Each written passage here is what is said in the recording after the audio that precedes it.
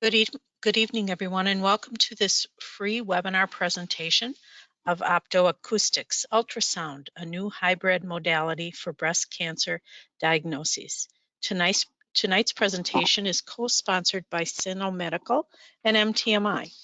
My name is Susie Coney, and I'll be coordinating this meeting this evening. This webinar is 1 hour long and will provide a total of 1 continuing education credits, recognized by the ASRT and CAMRT in Canada. We understand that many of you may be new to webinars. We want to calm your fears and make sure you know we are here to help. We are able to see when you are logged in. If you are seeing the presentation and hearing my voice, we can also see your name on our roster. But don't worry, we can't see you. We'll be taking attendance electronically. In order to receive credit, please make sure all other applications on your computer are closed during the presentation. If for some reason you are disconnected during tonight's presentation, just log back in and rejoin the webinar in progress. During the presentation, all attendee microphones are muted. If you have any questions or issues, please use the question box tool located in your GoToWebinar dashboard. I'll be monitoring these questions through the evening, and the speaker will answer any questions you have regarding his presentation at the conclusion of his webinar. Due to the large audience this evening, it will take us a week to verify attendance and release certificates. Once they are created, you will receive an email to let you know your certificate is in your MTMI account. If you are viewing this webinar in a group, please send me a message through the question or chat box for attendance purposes. Our speaker tonight is Dr. A. Thomas Stavros. Dr. Stavros is a women's imaging radiologist and Chief Medical Officer at Seno Medical. He has been involved in mammography since 1976 and has been actively involved in the development of high-frequency handheld breast ultrasound since 1981. Dr. Stavros' main interests are general ultrasound, breast imaging and intervention, and ultrasound-guided FNA and core biopsy in the thyroid, head, and neck. He is a reviewer for several medical journals, has written or co-authored numerous articles, including the definitive textbook for reference and learning in the specialty breast ultrasound. Over the years, Dr. Stavros has led courses and lectured, educating thousands of radiologists, radiology residents, fellows, breast surgeons, sonographers, and advanced practitioners who desire to learn in depth how to use breast ultrasound in clinical practice for the diagnosis, screening, and staging of breast disease. Dr. Stavros is recognized as a leader in the field of breast ultrasound and speaks globally on the topic, having presented more than 2,000 invited lectures and abstracts. We're glad to have you with us this evening, Dr. Stavros, and we're all ready for you. Thank you. You can hear me? We can hear you. Do I need to hear this? Do I need to hit the start broadcast thing? Nope. Or Nope. All set. We're going. All right. I'm going to turn off my webcam because I'm worried about the bandwidth. Let's see. My webcam button seems to be, oh, there we go. Good. All right. So I practiced full-time in active breast care until I was 68. In the last 7 years, I've been both an adjunct professor at the University of Texas and chief medical officer at Seno. My disclosure is that I'm the chief medical officer at Seno Medical because they make the optoacoustic device, the Imago, that I'm going to be talking about. It's the only approved device for optoacoustic imaging for diagnostic breast. So why did optoacoustic imaging develop? Well, we have challenges in breast imaging, and the main challenge that people worry about is all the false positives and negative biopsies that are generated by screening mammography or screening ultrasound. And there's no question that we have a lot of false positives. So optoacoustic was devised as was developed as a adjunctive diagnostic test to try to improve our ability to distinguish between benign and malignant, reduce false positives, reduce negative biopsies, but not miss cancers. The problem with a lot of the other adjunct diagnostic tests out there is they frankly miss too many cancers. So we're going to talk about how laser and ultrasound fusion works. We're going to discuss the display and what it means and why we have so many images. We're going to discuss different zones of breast masses, because most of us, at least if you go by BI-RADS 5th edition, there's a huge focus on the hypococentral-nitis, which we just consider the internal zone.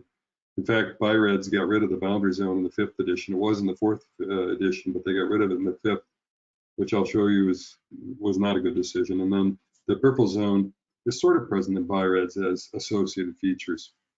We'll talk about why we store video sweeps rather than just relying on 2 orthogonal still images through the widest part of the lesion. We'll talk about how OA is not just a super Doppler, it differs greatly.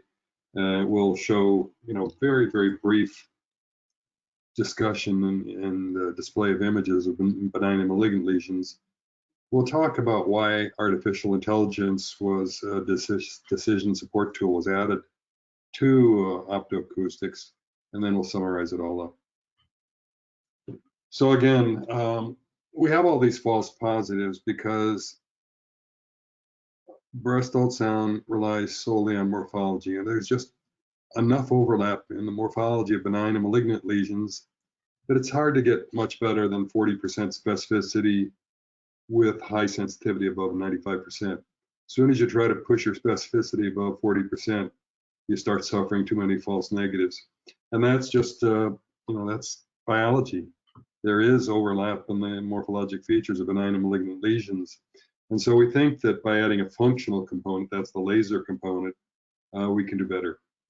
There are other modalities that have fused function and morphology, including PET-CT, PET-MR, and multi-parametric MR, and to some extent contrast-enhanced mammography now. But these devices are either expensive, like PET-CT or PET-MR or MR. They require injection of contrast or radionuclide, or require ionizing radiation, and so none of that's necessary with optoacoustics. We have a contrast agent, but it's inside your body. It's hemoglobin, so it's an intrinsic contrast agent. Nothing needs to be injected.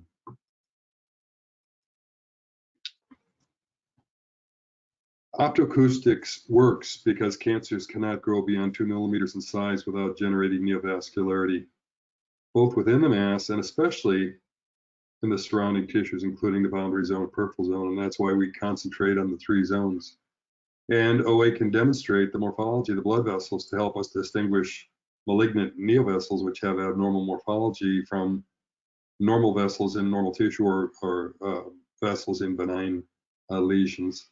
Now, cancers are also, in addition to generating angiogenesis, they also tend to be more metabolically active than normal cells or benign cells, and therefore they deoxygenate blood more than normal surrounding tissues or benign lesions, and so OA can show that as well. This is just a schematic on the left. All of a sudden my cursor is not visible. That's frustrating. It was visible before. Oh, there it is. Okay. So we have a 1 millimeter cancer, say, and it's too small to generate angiogenesis. It gets all its nutrients and gets rid of its waste by passive diffusion. However, once it reaches 2 millimeters, it starts to develop this malignant angiogenesis, and by the time it gets 3, 4, 5 millimeters, there's enough that we can see this with OA.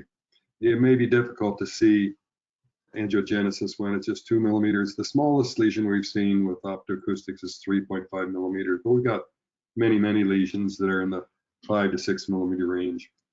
And that's different from elastography. Under a centimeter, elastography sensitivity falls off quite a bit. Under 1 centimeter in size, the optoacoustic sensitivity falls off only about 1%. So what is optoacoustic imaging? It's a dual fusion imaging. So it's a fusion in 2 ways. First, it's a fusion of modalities, laser light in and sound out. And it's a fusion of morphology and structure. The morphology obviously is going to come from a grayscale ultrasound, which is fused in real time and co-registered with the optoacoustic information. And it's also going to be from the demonstration and the morphologic appearance of tumor angiogenesis and of blood vessels. And the function is going to come from the relative deoxygenation that OA can show. Now, we combined laser with ultrasound because it was affordable, smaller size, portable, and generally available everywhere that any sort of breast imaging is done. It could have been combined with MR or CT, but those are more expensive and would be less widely available. So there are other functional imaging modalities now, including MR with contrast enhancement, FSBI, the molecular, so-called molecular imaging, which uses radionuclide. PET and PEM use radionuclide, and contrast enhanced diagnostic mammography uses contrast and has ionizing radiation. So all these other functional things have relative disadvantages compared to OA. Now, when we first started doing this, we looked at some contrast enhanced ultrasound images. So this is a grade 2 invasive cancer into which they're injecting contrast. And I'm going to draw in what the hypocoagulant was. And this is what in Byard's 5th edition, most of us consider the mass to be, but you can see these radiating vessels in the peripheral zone and these short vessels in the boundary zone, which would be where the thick echogenic rim is, that are tumor vessels. And so it became apparent from looking at a few contrast enhanced ultrasound that we couldn't concentrate just inside the mass, which is what everybody had done in optoacoustics before this. We had to actually look outside the mass.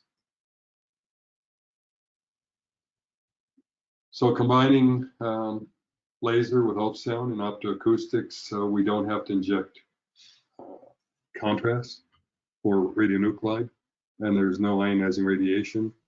It has the same spatial resolution as ultrasound, but it has much higher contrast resolution than ultrasound because laser has very high contrast resolution.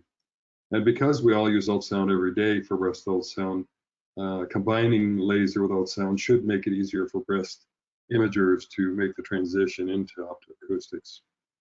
So this schematic shows a duplex laser optic probe that includes 2 cables. The larger cable has fiber optics in it. The smaller cable has wires for the ultrasound component. I'll show you this in more details later.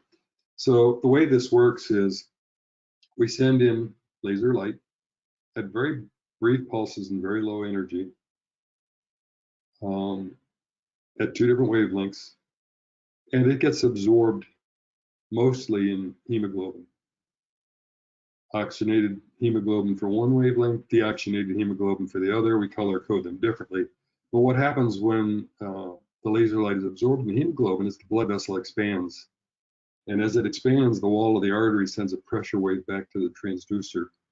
And the ultrasound transducer can't really tell a pressure wave from an ultrasound wave. They look the same to the transducer. So it interprets these pressure waves coming back from the expansion of blood vessels as ultrasound. So it's laser light in, ultrasound out.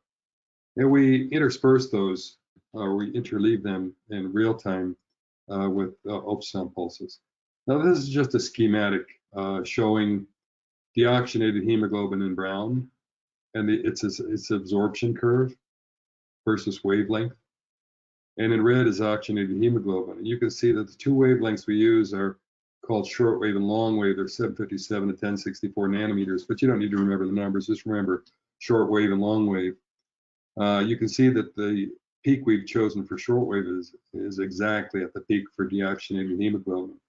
The peak for long wave is actually slightly above the peak for oxygenated hemoglobin for 2 reasons.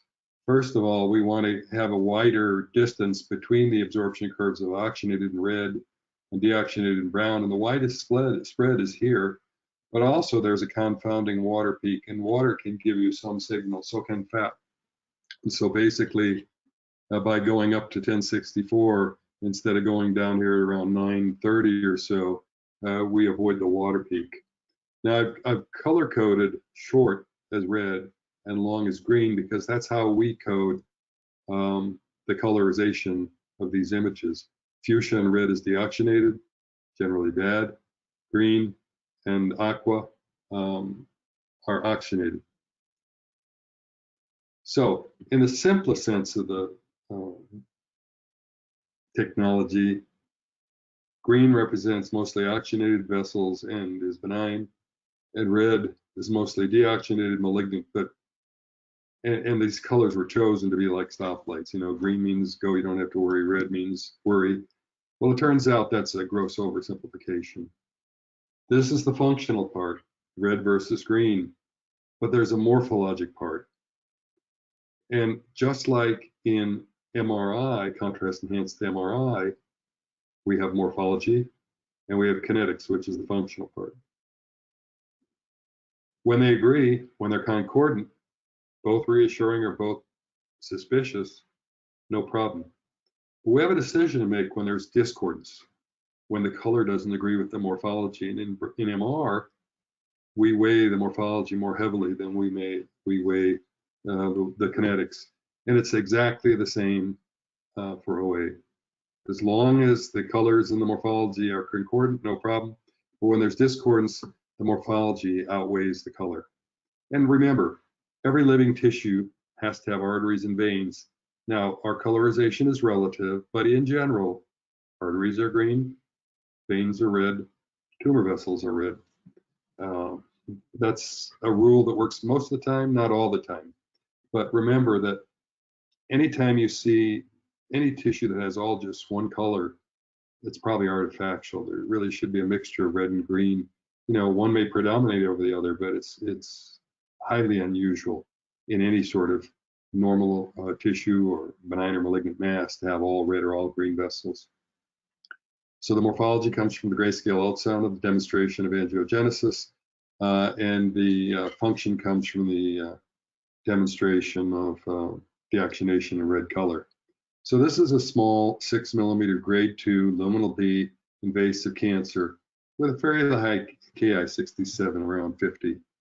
So you can see that there's a red blush inside. There's a red blush in the boundary zone, which is between the aqua colored region of interest and the white region of interest. So the white region of interest is outlining the internal zone, which is the hypocoaxinthonitis, which is what is considered the mass in Byrod's 5th edition. The boundary zone represents the thick echogenic rim in a cancer, but it's just a thin capsule in the fibroadenomas. We can see that we have interrupted tissue planes and or spiculations or retracted Cooper's ligaments. It can be very difficult to tell which it is because they all look thin and bright white, but that's in the peripheral zone on ultrasound. Now on OA, not only do we have a deoxygenated blush in the boundary zone and internal zone, but we have these radiating green vessels. And just like I showed you those radiating vessels on the contrast enhanced ultrasound, this is exactly the same. Now, why are these green? Well, because most vessels in the boundary zone are tumor vessels. Not all, because sometimes a parasitized native vessel will pass through, but mostly tumor vessels in the boundary zone and internal to malignant masses.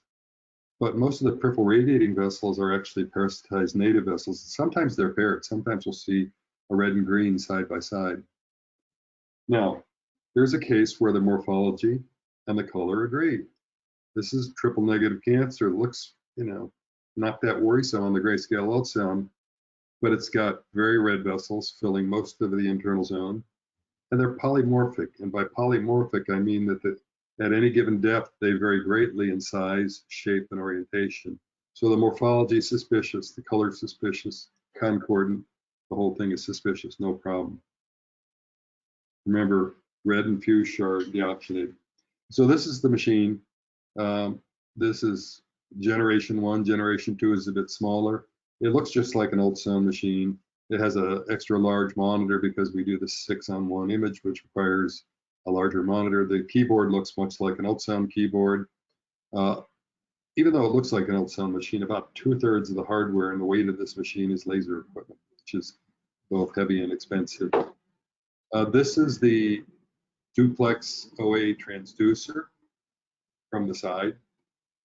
Again, the larger cable is fiber optics. The smaller cable is wires for the ultrasound probe.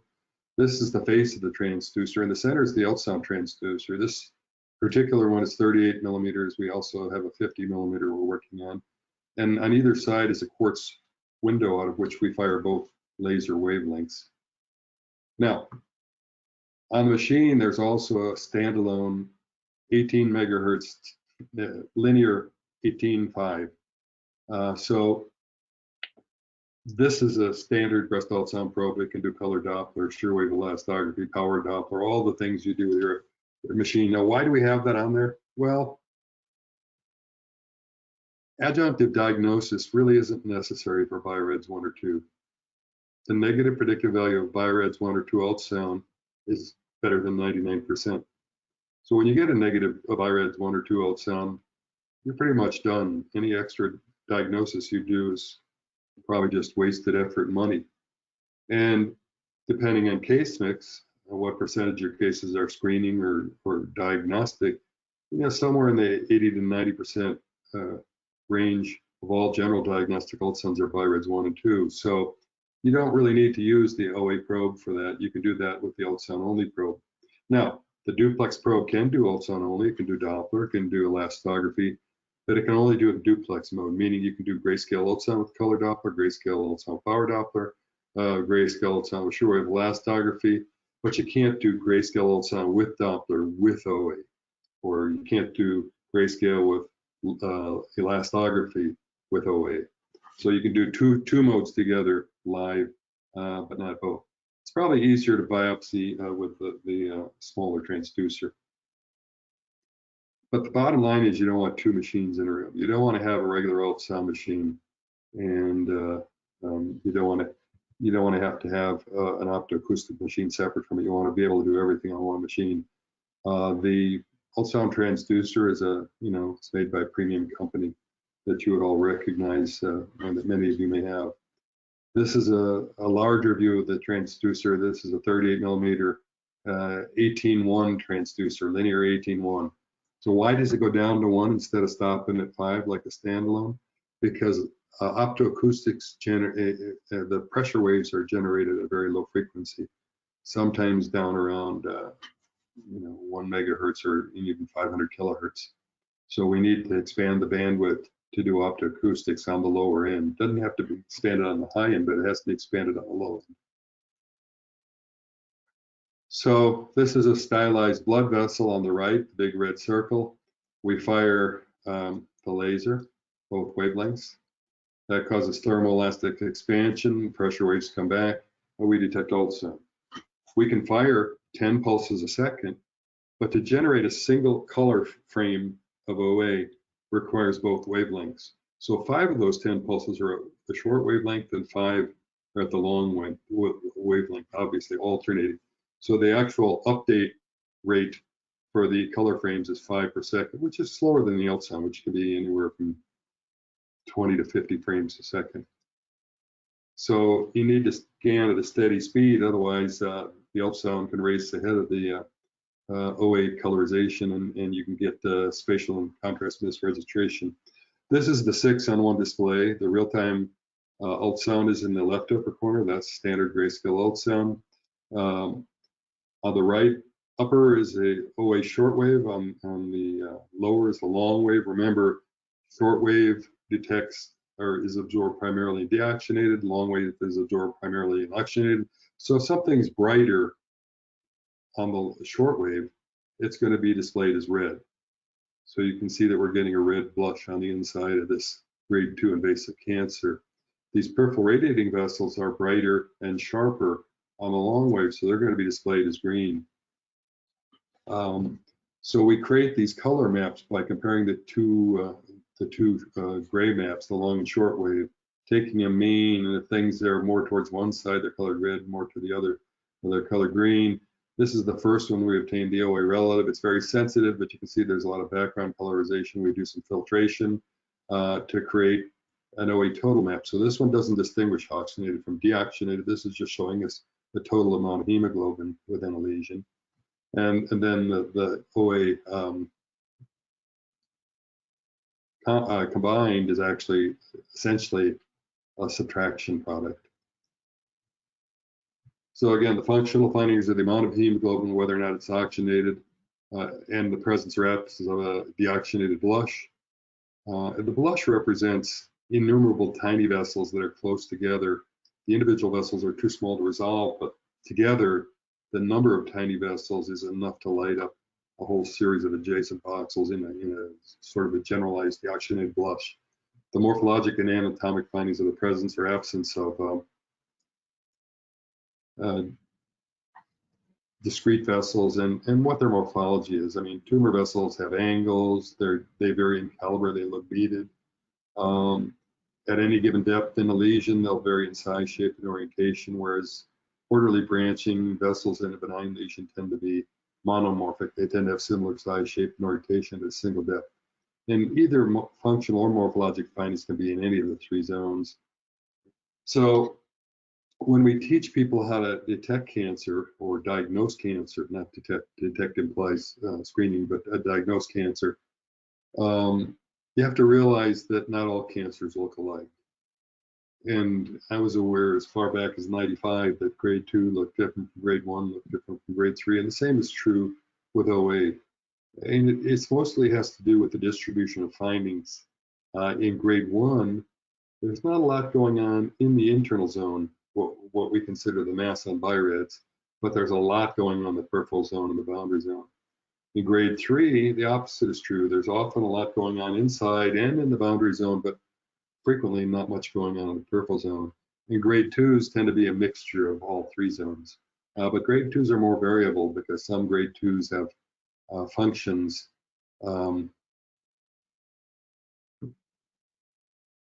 Now, this is a cancer in which the feeding artery was injected with latex rubber, the draining vein was injected with latex rubber, and then the cancer was actually dissolved with an acid and only the rubber remained. So the white line is the region of interest around the internal zone. You can see there's a cluster of vessels there, but most of the internal zone is devoid of vessels. The richest vessels are in the boundary zone between the aqua region of interest and the white region of interest that would correspond to the thick echogenic rim that we see on ultrasound. And notice that most of these are perpendicular to the surface of the internal zone. And as such, on OA, they look like little short vessels, green or red, mostly red, that are perpendicular to the internal zone. So we call them boundary zone whiskers. Those are typical of grade 1 and grade 2 cancers and luminal cancers.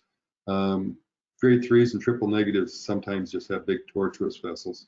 Most of the vessels in the boundary zone are neovessels, but you can see that here's a native vessel that's passing through the boundary zone. Here's another native vessel passing through the boundary zone, another one, another one. So a minority of these vessels in the boundary zone are native vessels just passing through, but the majority are neovessels.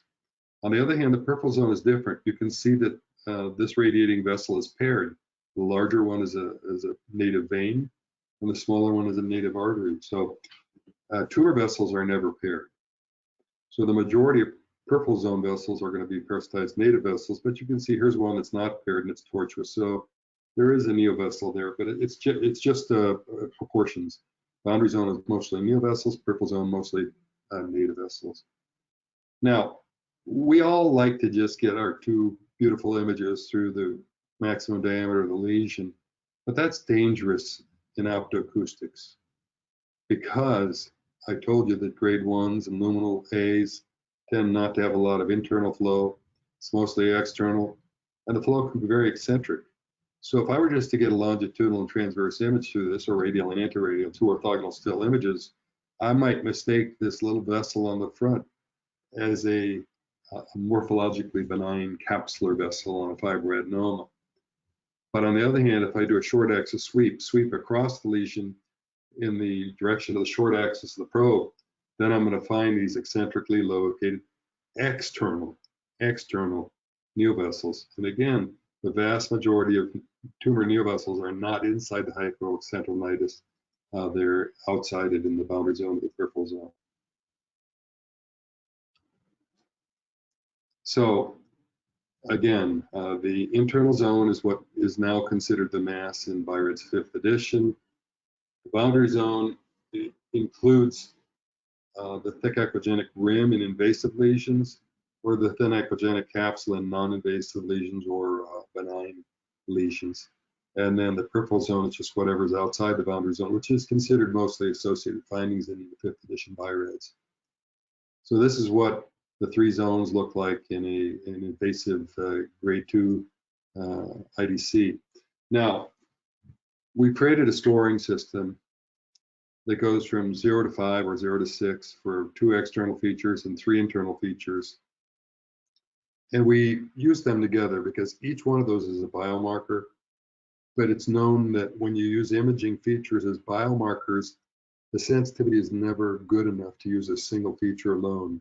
They have to be used in a panel with other ones so that one can cover for the weakness of another. So we use all these 5 features together. Now, there's a tendency for people to want to think of OA as a super Doppler. And the only similarity is that they show blood. Doppler has to have the blood flowing, though. It can't show stationary blood at all. It has to be at a good angle of incidence. It's very good at 0, it's terrible at 90, and it's somewhat okay at in between angles, 45 or less. Doppler has to have a certain velocity to show a signal. We can all see rouleau moving in placental lakes with grayscale ultrasound, but we can't see any Doppler signal there because it's too slow. The biggest difference is contrast ratio, and I think this is where OA excels. Doppler has a contrast ratio less than 2 to 1, usually in the range of 1.5, 1.3 to 1. And what that means is it can't tolerate any volume averaging. A vessel on Doppler has to be almost as large as a voxel in order for that voxel to see its signal. On the other hand, OA has contrast ratios from 6 to 20. So if we take a contrast ratio of 20 to 1, a blood vessel only has to fill 10% of a voxel on OA in order to light up the whole voxel with a 2 to 1 contrast ratio. And what does that mean in terms of size? Well, a vessel, if you say a voxel is a millimeter, which, it's a little better than the axial plane, but the lateral plane many times not. We could see a vessel 80 to 100 microns, and we know this from histologic correlations. We can see a vessel 80 to 100 microns at the optimal focal depth of the transducer with OA, and it pretty much has to be about a millimeter in size to see on Doppler. And then we can show deoxygenation Doppler can't. Now on the left is a 6 millimeter cancer. This is the same 6 millimeter Kepler with OA. So left is Doppler, power Doppler. The right is OA. Same cancer, just a few minutes apart. And you can see that there's just one vessel, nothing inside the lesion. And by res, we don't even pay attention to the outside vessels. So this would be essentially negative Doppler, but this is a 4+ OA. And this degree of discrepancy between OA and Doppler is not unusual. It's normal. This is a rabbit ear that had a cancer implanted in it. And these are external peripheral zone vessels that are feeding that cancer. But you can see how slow that flow is. There's no way that Doppler could pick that up, and OA would have no problem picking that up. Now, this is a benign fibroadenoma. And here's where the color and the morphology are discordant. And we'll have to let the morphology trump color. So red is deoxygenated, but remember, every living tissue has to have veins and arteries. So this is just a draping capsular vein. It's tapering and gently curved and draping over the posterior aspect of the fibroadenoma. So the morphology completely benign. So even though this is a red vessel, this is a classically benign fibroadenoma. Morphology has trumped color in this case, where there's discordancy between the two. These are other fibroadenomas, and you can see that these draping capsular vessels, arteries or veins. Here we have a draping capsular vein. Here we have a capsular artery. Very classical morphology. We may see branches, we may not. The different scores for whether there's branches or not. Now, for OA to be effective, I mean, if our goal is to get false negatives down on screen detected lesions, well, screening mammography, it might be 15 or 16 millimeters. Diagnostic ultrasound might be 12 millimeters. Screening ultrasound might be 9 or 10 millimeters, 8 millimeters. So and with MR, again, it might be in the range of 7 or 8 or 9 millimeters. So our screening modalities, as they get better, they can pick up smaller and smaller lesions that still need to be diagnosed. So we need to be able to diagnose those under 10 millimeters. So here's a grade 1 invasive ductal cancer, luminal A. Ki-67 is 5. There's the internal zone, absolutely nothing in it, completely negative on OA. The boundary zone has a blush. And again, we did histology on this, and there's innumerable tiny vessels that are far too small to see individually, but they're so close together, they cause several voxels to intensely deoxygenate. So it's got a boundary zone blush. And then it's got peripheral radiating vessels that are mostly green, but we can see paired green and red on 2 of the 3 radiating vessels. So this is a classic grade 1, negative inside, positive in the boundary and peripheral zone. But it's 3.5 millimeters. It's the smallest one we've seen. Here's the 6 millimeter cancer I showed you before. Again, it's positive in all 3 zones. It's a grade 2 luminal B with a high Ki-67. Now this is a triple negative, 8 millimeters. Positive internal, positive boundary. I don't see any peripheral radiating vessels. So this one's false negative in the peripheral zone. A luminal A grade 1 is false negative in the internal zone. These are the discordances that that the AI helps us overcome. The human mind if we have 5 scores for cancer that go from 0 to 5, the human mind just isn't comfortable with 3 of them being 0 and 2 of them being 5. The human mind just wants all 5 to be 5, but that's not life. That's not how it really works in the real world. The computer doesn't have this expectation, and so the AI can deal with that. Here are the 3 side by side, and again, I just want to point out that the triple negative, 8 millimeters, upper left, nothing in the peripheral zone. Luminal A, 4 millimeters, grade 1 luminal A, nothing in the internal zone. And the luminal B, grade 2, positive in all 3 zones. Now, the use of OA is a 2-step process. Well, if you include scanning, it's a 3-step process, but let's just say interpreting OA findings is a 2-step process. The first step is using your eyes and brain to see the findings and properly score them. But once you've done that, even if you've scored them perfectly, the second problem is converting those scores into a likelihood of malignancy or predicted false negative rate. And this is where AI excels. First of all, some of the 5 features are more robust, better predictors than others. You don't want to completely discard the weaker findings, but you want to relatively underweight the weaker findings and relatively overweight the stronger findings. So AI can easily do that. I talked about the discordances, when you got a cancer that's positive in the peripheral zone but negative in the internal zone, that's hard for the human mind to deal with. The computer isn't troubled by that.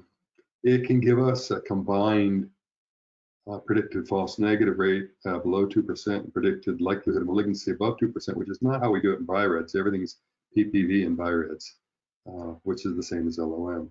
So what we do is we put our 5 ultrasound feature scores in, our 5 OA feature scores in, and we put 4 additional features, which includes age and mammographic BI-RADS, maximum diameter and depth of the posterior margin, into the AI machine learning decision support tool that we call the Senogram, and we output a single predicted likelihood of malignancy or false negative rate. So we've developed a nice interface for entering the scores. It's graphics. You can enter the scores just by clicking radio buttons. But we find out that when people are starting, we have this hypertext button that says reference keys. So for an ultrasound shape score, if you hit the reference key button, it'll pop up these image reference keys, and the frames around them are color coded by PPV, or likelihood of malignancy. So you can see that the blue frame means it's in the 4A range between 2 and 10%. Yellow means it's low 4B. Flesh means it's upper 4B, and red means it's upper 4C. Same with OA. This is the boundary zone score. And again, you click on the image, it looks most like what you see, and it will automatically fill out the radio button.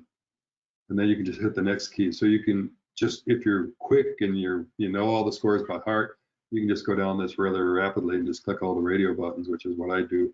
But when you're starting out, you can start with the first one, hit reference key for the ultrasound, and then just click on the image that looks most like what you see, and it'll automatically score that score, and then hit next, and it'll go down through the whole thing. And once you get the final output, this bar is the combined false negative rate, likelihood of malignancy rate. So this black line represents the 2% false negative rate. So to the left of that is going to be BI-RADS 3. Each of these hash marks is a 0.5%. If you get way down to the left, you might wonder if you could call something BI-RADS 2 on a baseline. I'm not saying you can, but you might wonder. The blue dot is the mean predicted likelihood of malignancy, which is in the low 4A range, probably 4%. And the blue line with the brackets on the end is the 90% confidence interval from the 5th percentile to the 95th percentile. So it's very objective, very precise. Remember, BI-RADS really, we can call things BI-RADS 3, give an option to follow up, or we can call them 4A or greater and recommend biopsy. But how we assign BI-RADS categories in BI-RADS is completely subjective and not precise at all. And high volume dedicated breast imagers can do pretty well at hitting the ACR PPV benchmark ranges for each of the BI-RADS category, but body breast hybrids more difficult. We have lots of published articles on optoacoustics in major journals, Radiology, AJR, European Radiology. We've done several studies, the Pioneer pilot study, the Pioneer study, the Maestro study, the Reader 02 study, and several other in technical journals. And I'll show you the QR codes for accessing those. At the end, you can just take a photograph of it and then come back and use your QR code reader. We were approved by the FDA in January of 2021 as an adjunctive diagnostic test for solid or complex cystic and solid breast masses, BI-RADS 3 through 5. So it's a very targeted use where we really need help. So in summary, optoacoustics is a fusion imaging technique analogous to PET-CT, but doesn't require any ejections and doesn't have any radiation. It's a fusion of laser light in and ultrasound out via thermoelastic expansion of blood vessels. It's also a fusion of function and morphology. The functional and morphologic information are complementary, and so we can reduce false positives without sacrificing sensitivity. We've actually developed some new criteria that help balance that. I mean, there are some papers that report a 20 to 30% improvement in specificity with certain adjunctive diagnostic modalities, but if you lose 10%, it more than cancels any gain. So you have to be able to balance the loss in sensitivity against the gain in specificity. The strengths of OA and ultrasound complement each other, the weaknesses complement each other, and so I think that it's like 1 + 1 is 3. It's more than additive, they're complementary. And the artificial intelligence we found is very robust. It's a very superior way to do step 2, convert good scoring into predicted likelihood of malignancy. These are the QR codes on the left is for the OA peer-reviewed publications, most of them for the Imagio and Seno, but some other outside ones. And on the right is the QR code for the Reader 02 study, the study for which PMA approval of OA was achieved, is on the right. And I'm going to leave them up for a second in case you want to take a photograph with your camera, and then or use a QR reader. But it's probably best to take a photograph, and then you can use a QR reader on the photograph later. Now, I just want to show you, we talked about how videos are important and how it's real time. So we can see here that this is a tiny tiny little cancer.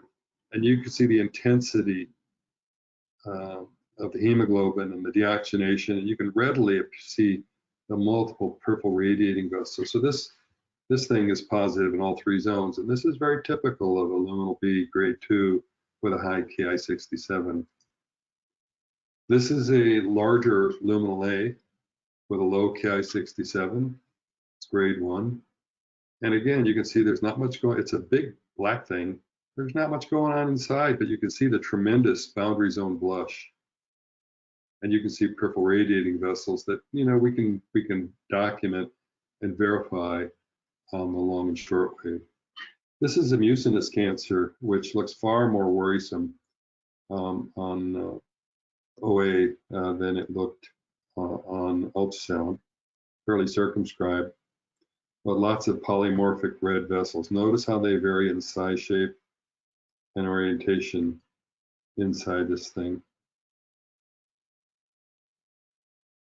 This is mostly circumscribed, and so it doesn't have a lot of peripheral radiating vessels, but you know, we emphasize downgrading in preventing false positives and negative biopsies, but we found that 44% of BI-RADS 3s that were false negative on ultrasound, which included triple negatives, mucinous, and encapsulated papillary carcinomas, were true positive on OA and were upgraded to 4A or higher by OA. This is another one of those cases.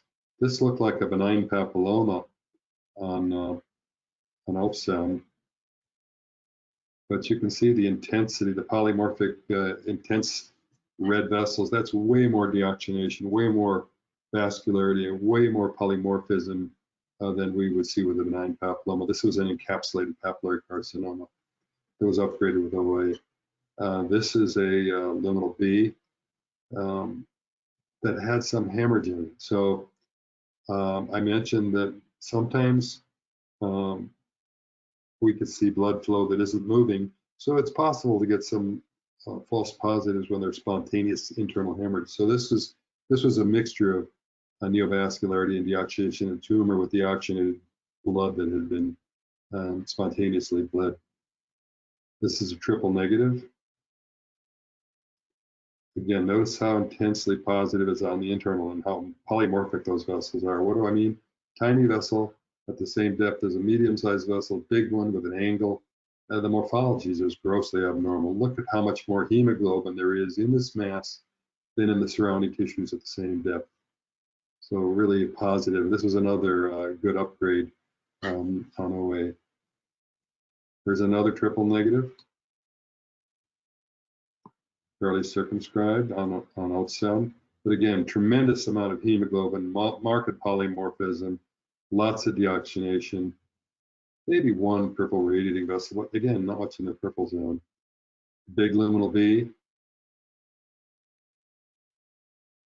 And this is a small luminal A. Again, not much inside. So I think at that point, I'll stop and take questions.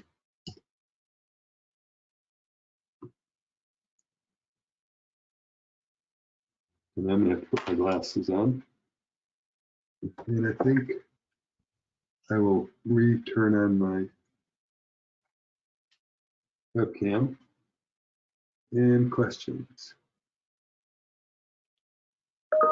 Oh, a lot of people said they had no sound. I hope somebody else was watching the questions because I couldn't watch them while I was talking.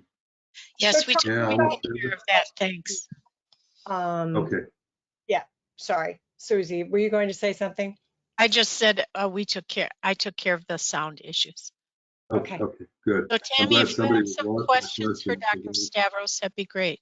Yes, yes. A couple of questions.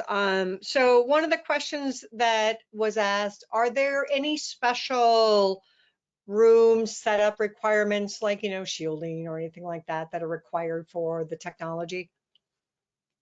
Everybody in the room, including the patient, has to wear special laser safety eyewear.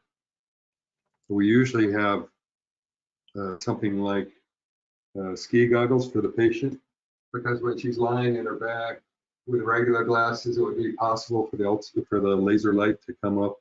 The main danger for laser is to the retina, and so you want to avoid getting it. Also, we you know, there's several safety features built in the machine, but usually there's a red light outside the room and a laser lock. Once you activate or once you turn on laser, the room automatically locks, so nobody can accidentally walk in.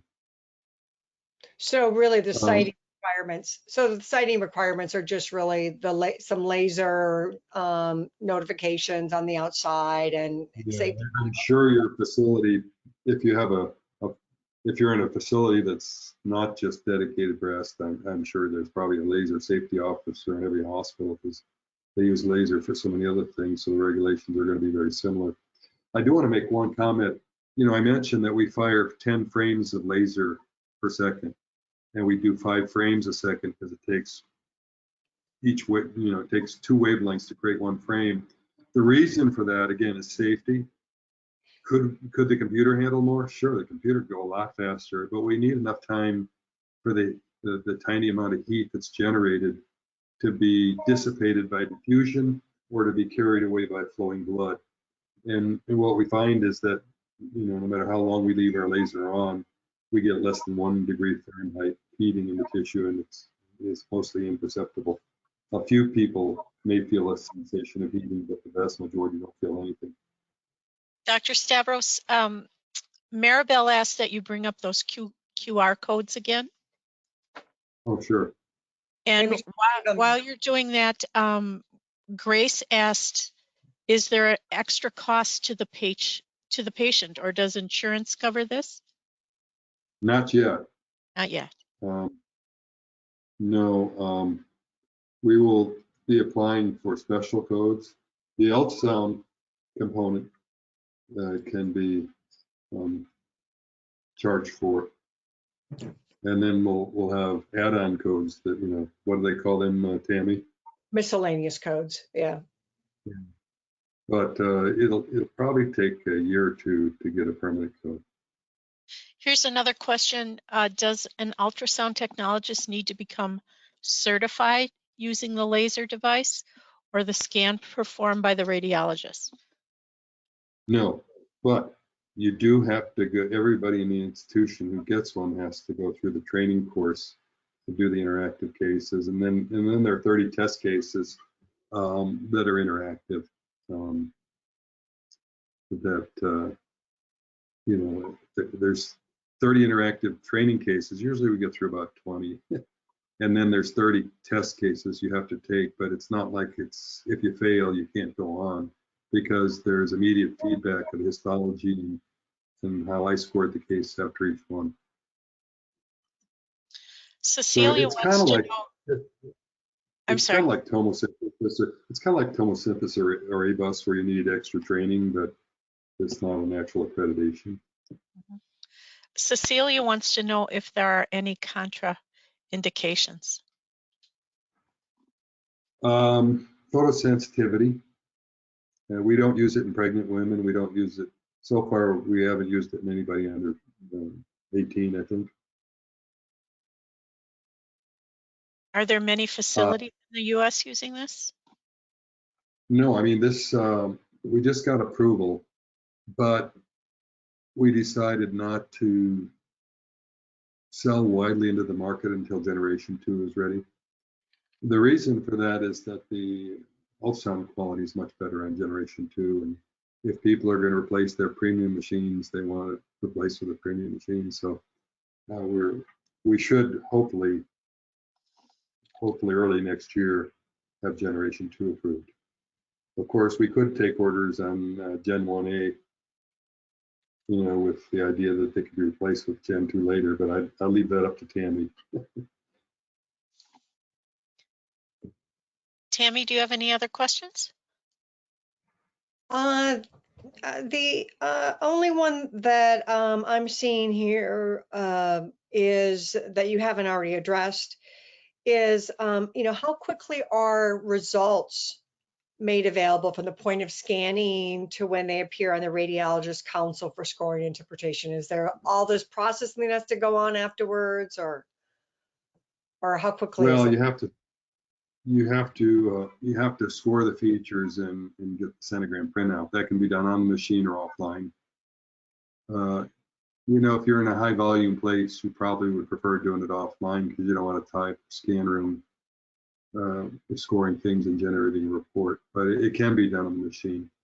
But there's no post-processing or anything that needs to be, that's required, right? It's all No. real time. No. Now, one thing that helps, I didn't mention it. You know, I show those regions of interest, the white region of interest around the internal zone, and the second one around the boundary zone, between the boundary zone and the purple zone. You don't always have to do the second one, but it's exceedingly helpful to do the internal region of interest, because the boundary zone features are so much more robust and so much more heavily weighted that if you mistake a boundary zone finding for an internal finding, you may get a falsely low predicted likelihood of malignancy, and you could potentially get a false negative. So, yeah, I think drawing a region of interest is a good thing, and you can do that on the machine or offline as well. There is another question about whether or not we will be exhibiting at the RSNA this year. And yes, we will be there, booth 1540 in the South Hall. If there are no other questions, I'm going to just say one other thing. We are, you know, our approval is as a qualitative diagnostic biomarker to decide whether to biopsy or not. But this ability to predict likelihood of malignancy means that we can hit all the benchmarks in all the BI-RADS category. It also means that we have certain lesions where we can have a predicted false negative rate where the entire 90% confidence interval is below 0.5%. And the published range of false negatives for BI-RADS2 on mammography and ultrasound is between 0.3 and 0.5%. So if you actually can precisely predict a false negative rate that low, it offers the possibility of actually calling something BI-RADS2 on a baseline. Now, obviously, there are some BI-RADS2 lesions like lipomas and intramammary lymph nodes and sebaceous cysts and hemangiomas and things like that. But a probable fibroadenoma, according to BI-RADS, has to be called BI-RADS3 on the baseline and has to be followed for 2 to 3 years before you downgrade it to BI-RADS2. But, you know, there's some promising evidence that it's doable. We have, in the ReadRow2 study, 703 masses had predicted likelihood of malignancy below, or predicted false negative rates below 0.5%. And out of those 700 out of 703 were benign. So the false negative rate was 0.4. So we predicted less than 0.5 and it was 0.4. So, you know, I need to write this paper up because you know, I think it's something that we need to consider. The other thing is there are potential uses other than just diagnosis. So we're just beginning a feasibility study of following neoadjuvant chemotherapy. And what we're seeing is some early changes at 3 weeks to 6 weeks, you know, 1 to 2 cycles instead of waiting for the entire 6 to 12 weeks or 8 to 12 weeks like we have to do with MR or even contrast enhanced mammography. Without any injection of anything, we're seeing changes in some cases at 3 weeks. So we may be able to tell a complete pathologic response, but it's way too early to know. This is just a feasibility trial. And the scoring system we developed for diagnosis is not quite ideal for neoadjuvant, but it looks promising. We also think that there are other organ systems with lots of false positives, like thyroid and prostate. And so we're working on building a prostate probe at this point to see, you know, to do a feasibility trial on prostate. And then I think, you know, the biopsy, the FNAs of thyroid are much cheaper, but the false negative rate is even higher. It's like 5 or 10% true positive. So, you know, there's a need for better diagnosis in thyroid as well. Well, Dr. Stavros, MTMI thanks you for joining us this evening and sharing this exciting new technology with us and our attendees. So thank you so much. As Thank we you very sign much. off, you bet. As we sign off this evening, everybody, a very short questionnaire will pop up as you exit. Please take just a moment to answer those questions. We'll be glad to hear what you have to say. So thanks, everybody. Thank you, Dr. Stavros, and have a great evening. Good night. Thank you. Good night.